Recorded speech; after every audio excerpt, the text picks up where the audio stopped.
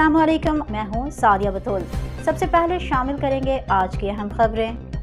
Lower Chitral police की कामयाब कार्रवाई, डकैत गिरोह के सरगना गिरफ्तार, असलहा, नकदी और मसरूका सामान बरामद। District police officer lower Chitral Iftikhar Shah की हिदायत पर जराइम पेश अनासर के खिलाफ मौसर कार्रवाइयाँ जारी हैं। इस सिलसिले में लोअर चित्राल पुलिस ने कामयाब कार्रवाई करते हुए डकैत गिरोह के सरगना मुलजिम जहाद खान वल्द कलंदर शाह सकना रबात तैमूर गिराह को गिरफ्तार कर लिया।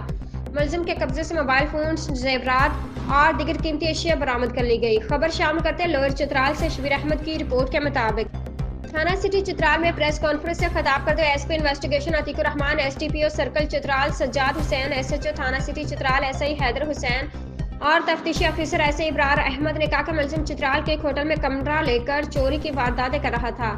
उन्होंने मजीद बताया कि मुलजिम इंतहाई चालाक, इसके पास 5 मुख्तलिफ नामों और अजला के शनाख्ती कार्ड मौजूद थे और मुख्तलिफ मकामात पर वह मुख्तलिफ नामों से शनाख्ती कार्ड इस्तेमाल करता था।